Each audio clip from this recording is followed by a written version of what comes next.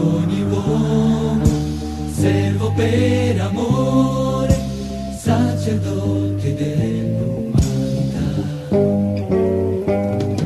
Avanzavi nel silenzio, fra le lacrime speravi che seme sparso davanti a te cadesse sulla buona terra. Ora il cuore tuo è in festa, perché il grano biondeggia ormai, è maturato sotto il sole, tuo ricordo nei granai.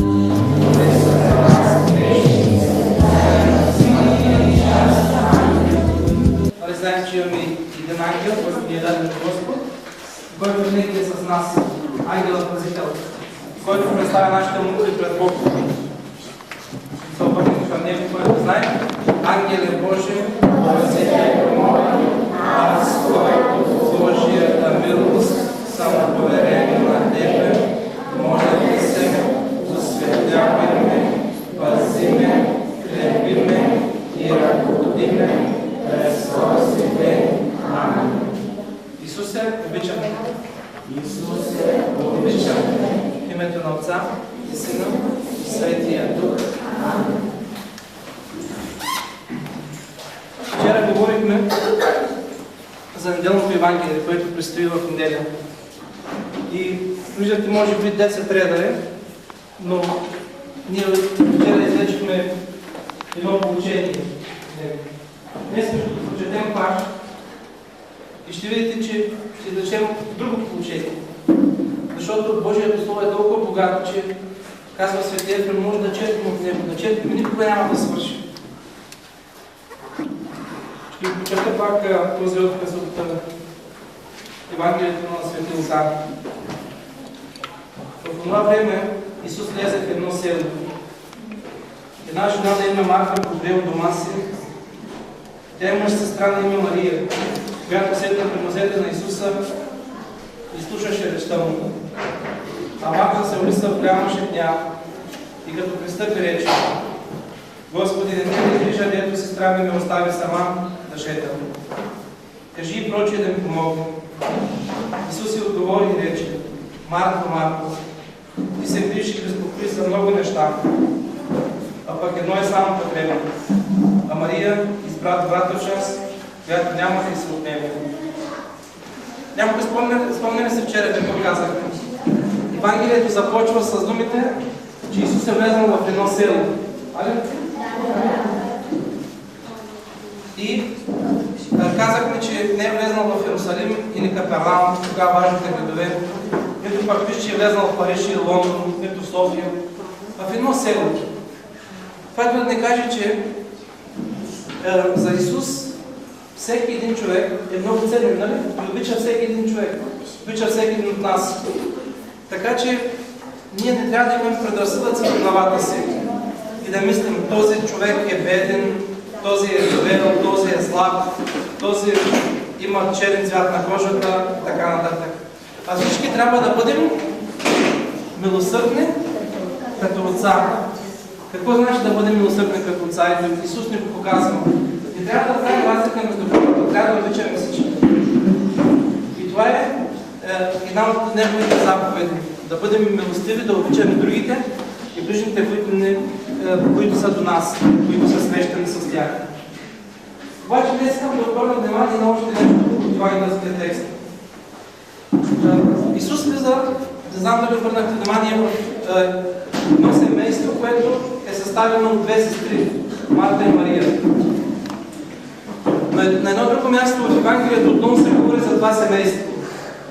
Като се говори, че тези две сестри имат един брат на име Лазар. Не е ли странно, че това семейство е съставено само от братя и сестри? Никъде не пише, че имат майка, баща, отца и така нататък. Това не е случайно. В Евангелието Исус иска да ни каже, че с тези думи, че всички сме братя и сестри. Трябва да се обичаме и да се уважаваме като братя и сестри. И това е благодарение на Исус Христос, който идва на земята. Това е братя и сестри. Допреди да дойде Исус на земята, имало дискриминация, пренебрегване на хората. Сега, за съжаление, също има, но вижте, там където има омраза, разделение, Там, където хората не се чувстват като братя и сестри, Исус не присъства в тази общност. Исус не е там. Където има любов, братство, разбирателство, мир, Исус е там. И зависи от всички нас, дали Исус ще бъде с нас или не. Виждате, Исус отива в тази къща и те го приемат. Ние готови ли сме да приемем Исус? В Откровението, в книгата Откровение, Исус казва, Свети Иван, когато казва, Исус стои на вратата и чука. Обаче, когато някой човек чука на нашата врата, ние какво казваме? Да или не, нали? Ние го приемаме или не. Така че зависи от нас дали ще приемем Исус, дали искаме да го приемем или не. Дали ще кажем да или не. Исус стои на вратата и чука. Зависи от нас дали ще го приемем. Виждате, че Исус като Бог, който приема човешка плът, който става човек, не му безразлично дали ще бъде приет от нас или отхвърлен. Ако вие искате и сте приятели с някой и той го отхвърли, не се чувствате добре, нали? Но когато приеме, когато има разбирателство, е приятно, нали така? Значи зависи от нас дали ще бъдем като това семейство, от братя и сестри. Това е християнската общност, която да приемем с Христос.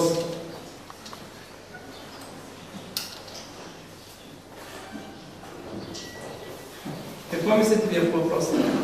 Готови ли сме да го приемем? Добре. Сега зависи от вас, с вашите действия, дали ще покажете, дали искате да го приемете. С думи вече казахме, че искат. Какви са жестовете, които показват, че ние сме готови да приемем Христос? После сега, като започнете да се играете, първото нещо е, ако нещо стане, да не се обиждаме, нали? Да не се бутаме, да не се бие, да се молим, да присъстваме на литургията в дена, най-тъмното нещо. Да бъдем добре. Уважаеми зрители, след като децата от Енория Свети Михаил Архангел се завърнаха от летен духовен лагер, където бяха в квартал Миромир, се завръщаме отново тук, където да отразим детското лято, което в момента тече в манастира на сестрите бенедиктинки. До мен е отец Румен Станев, който току-що направи една сутрешна неделна набожност пред децата. Здравейте, отче! Колко време ще продължи детското лято в Енорията и кога започна? В началото на седмицата от понеделник започна. 3 седмици ще продължи до краят на юли. Така, какво включват заниманията в детското лято? Децата идват сутринта от 9 часа. Даже доста са ранобудни, идват и много по-рано. Някои явно имат голямо желание. И стоят до обяд. Като гледаме в това време да има включено малко молитва, игри, работа, креативности различни, нали, които да се развива в тях. Така че да не се прекалява нито с нещо, нито да им е скучно, така че на децата да им е забавно. И явно е така, защото видяхте, че са много в залата, беше тясно. Наистина, доста деца се бяха събрали днес за детското лято. Намираме се пред църквата. Виждаме, че стълбището в момента на стълбището текат ремонтни дейности. Спомняме си и тук припомняме нашите зрители, че миналата година течеше ремонт вътре в църквата. Това ли остана да се довърши от ремонта? Да, той е един такъв проект, продължение на този, който е вътре на пода. След като направихме вътре цялата църква и антрето, сме вече отпред, нали, стълбите. Това е, нали, последният етап от пода. Като след това, нали, продължаваме, има други неща, които чиновете мислим да сменим. Стават вън за ремонт църквата. Една голяма сграда, като всеки, предполагам, знае в една къща какво е. От едният край направиш нещо, от другият иска да се поправи друго. Църквата също като една сграда, като един храм, има своите проблеми, трудности, ремонти и всички тези неща. Но аз се радвам, че успяхме така да завършим пода и може би най-хубавото, което е всичко, че с подовото, което имаме под гранита, успяваме зимата да обърнем малко въздуха, температурата не е толкова студено, защото знаем, че тези огромни църкви през зимата са много студени.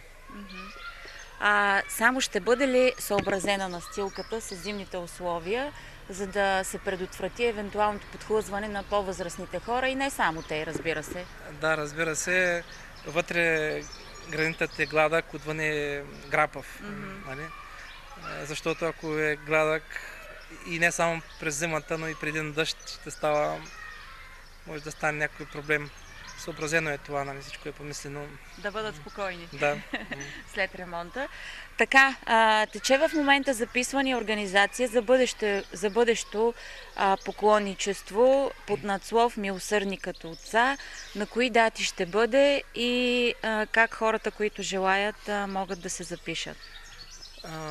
Аз съобщих за пръв път в началото на май в църквата за това поклонничество. Поклонничеството ще бъде от 1 октомври до 12 октомври, като главната цел е Рим. На времето е имало няколко много важни поклонничества. Едното е било в Рим, където е гробът на Свети Петър и на Свети Павел. Другото голямо поклонничество е Сантьяго де Компостела, където е гробът на Свети Яков. И третото голямо поклонничество в Средновековието, което е съществувало, е било до Иерусалим, до светите места, там където е живял Исус Христос.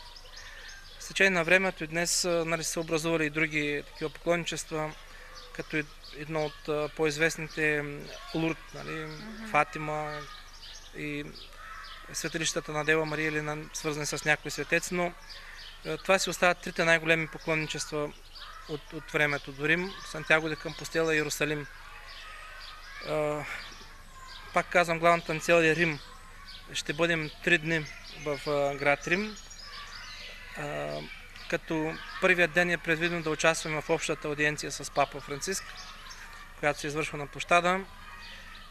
Вторият ден сутринта рано трябва да бъдем на гроба на Свети Петър, където вече имаме резервирано така да отслужим литургията в самата базилика.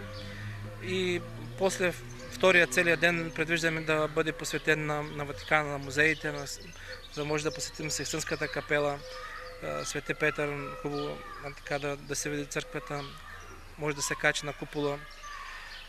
Третия ден предвиждаме да посетим големите базилики в Рим, които са също част от поклонничеството. Санта Мария Маджоре, голямата Дева Мария, Свети Иван Латерански, където е точно базилика, папската базилика. Знаем, че през юбилейната година има това преминаване през Светата врата. Нали, това ни е също предвидено за посетим да минем през тези врати в тези базилики в Рим. С всичко, което е свързано, нали, с молитвата, с милосърдните дела, за момента да получим пълна индулгенция с изповедта, причастието. Също мисля, че за нас е важно и посещението на Свети Климент, църквата Сан Клементе, където е гробът на Свети Кирил. И за всеки един българин е нещо важно и интересно. Отделно това, разбира се, ще посетим и интересните места за Рим. Не може да бъде човек там да ни иде на Фонтана ди Треви, Пантеона, Колозеума и така нататък. Всички тези забележителности, които предлага вечния град. По пътя също ще посетим и доста светилища, като започнем с Падуа, нали, Свети Антон. Свети Антон, да. Да. В Венеция дори църквата, която е посветена на Свети Марко. Навръщане от Рим също много се радвам, че ще имаме време да посетим и Асизи. Имаме български свещеник там и винаги служваме много близко литургията до гробът на Свети Франциск, от криптите. След това светилището в Лорето, там където е къщата на Дева Мария от Назарет. И последно така завършване, имам един престой в Хърватска за малко на невероятни места, красоти, Плитвичките езера. Може би като един храм, несътворен от човешки ръце от Бог, така да завършим нашето поклонничество с разглеждането на тези езера. И още веднъж тук да припомним, много често, когато стане дума за поклонничество, хората бъркат това пътуване с екскурзия. Да направим разликата между екскурзия и поклонничество. Екскурзията обикновено човек отива, разглежда и се връща. Ние ще имаме този елемент, но имаме и другият, който е много важен за поклонничеството. Взаимното подпомагане, молитвата, обслужването на светата литургия на тези свети места. И най-вече се надявам всеки един от поклонниците да бъде докоснат от това милосърдие на Бог и да се върне променение. Това е най-важната част от поклонничеството. Човек да бъде променен след това в добра, позитивна насока, да бъде по-близък приятел с Бог след това. Как могат да се запишат хората, които желаят, и ограничени ли са местата? Ограничения няма.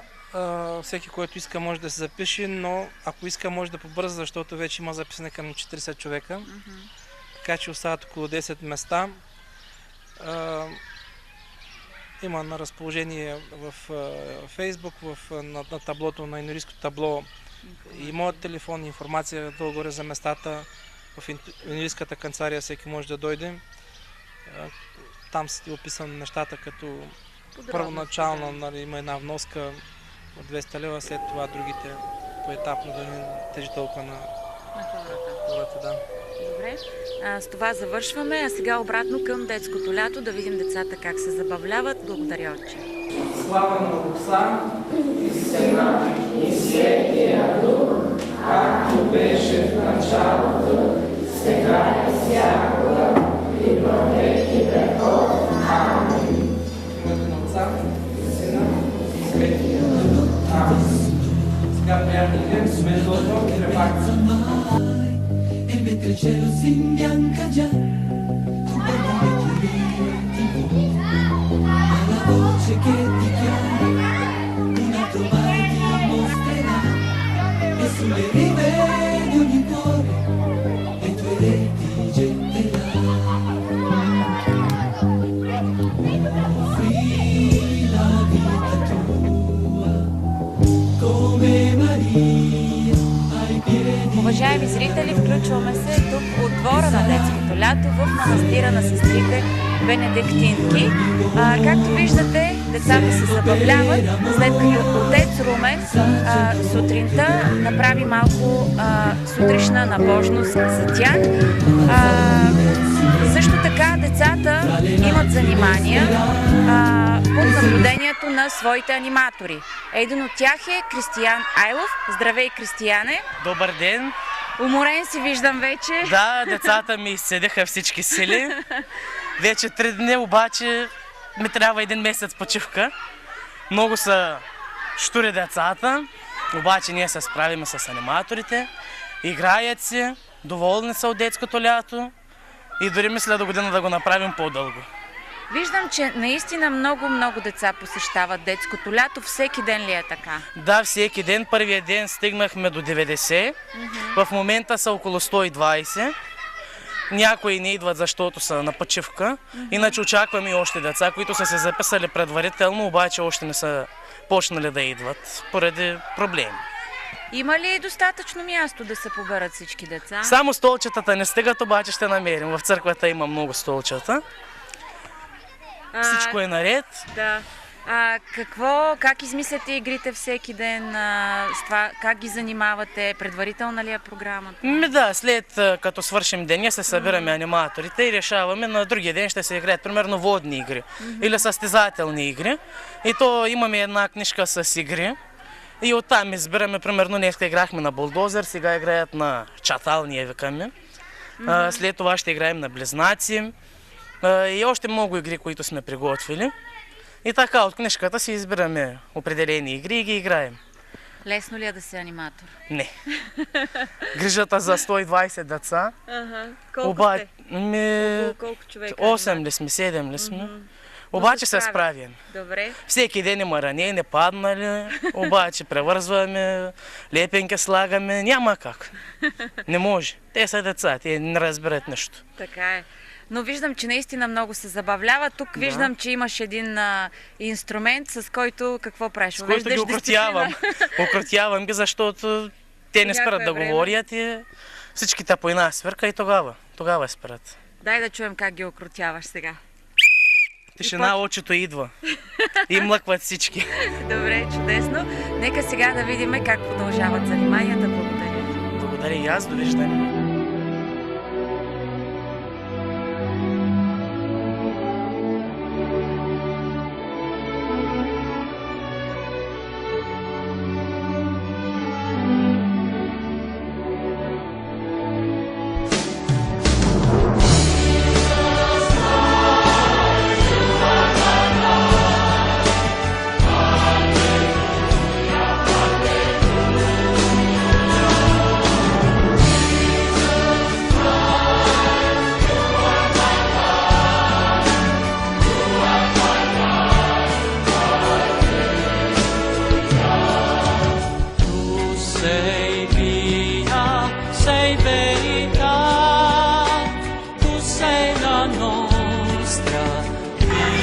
Уважаеми зрители, при мен е Стела. Здравей, Стела. Здравей.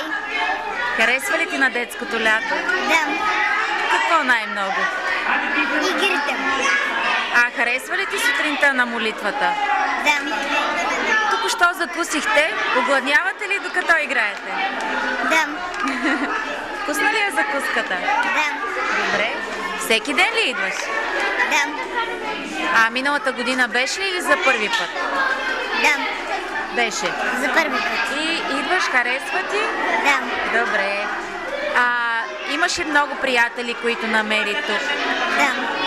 И заедно си играете? Да. Добре, благодаря ти. А сега, уважаеми зрители, Ивка ще ни разкаже, по-точно ще ни сподели как минава времето, което прекарва тук на детското лято в Енория Свети Михаил Архангел. Здравей, Ивка! Здрасти. Кажи ми, харесва ли ти тук? Да, много. Добре, всеки ден ли идваш? Да. А на море успя ли вече да идиш? Не още, ама ще идем. Добре. Какво най-много ти харесва? Да се забавлявам с приятелите си и да играя игри. Намери ли нови приятели? Да. Добре. Всички игри ли ти харесват? Да. Добре. Всеки ден ще идваш ли за по-нататък? Да. Добре, благодаря ти. Уважаеми зрители, Мария Друмчийска сега е при мен. Здравей, Мария. Здрасти. Аз теб съм те виждала и да пееш хора. Да. Да. Не само в хора, просто защото сме в църквата и припомням. Харесва ли ти на детското лято? Да, много ме харесва. Какво най-много? Игрите. Вчера, когато правихме саксики за цветя, най-ми е забавна играта Близнаци. Виждам, че много деца има, сигурно вече се познавате, нови приятели сте срещнали, така ли е? Да. По принцип, освен забавните игри, има и молитва. Този момент от детското лято харесва ли ти? Да, много ме харесва, когато сутринта се обръщаме към Бога и към майка му и баща му, нали? Харесваме, да. Общо казано, цялото детско лято ми харесва. Виждам, че като огладнеете, има и закуска. Да.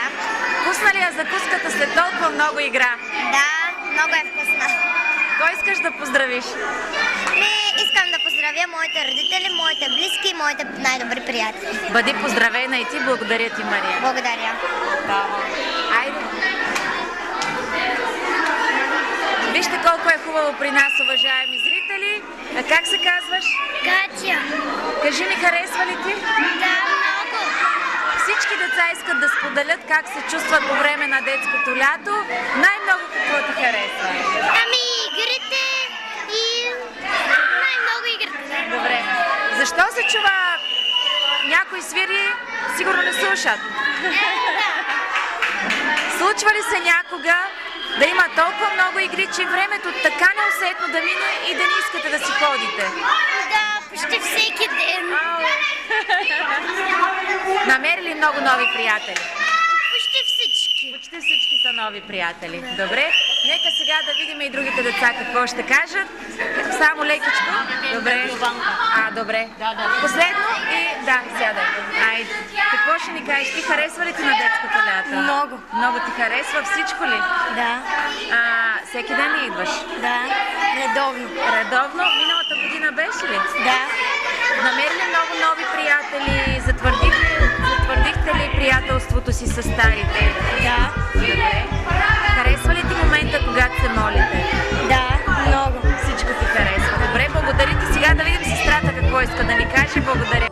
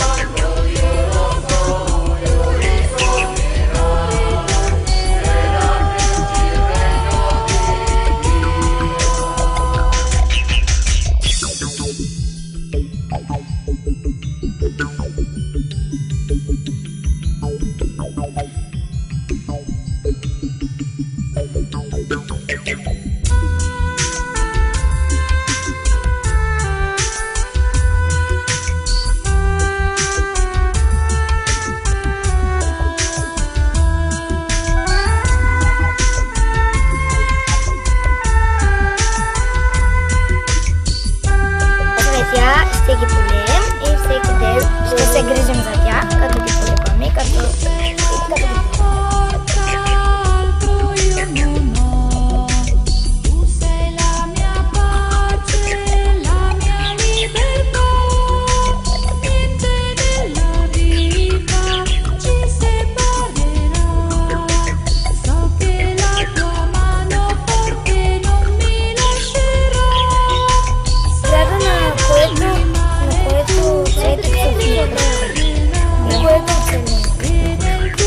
От какво зависи да оцелее? Ами, като го поливаме, 30. От грижите.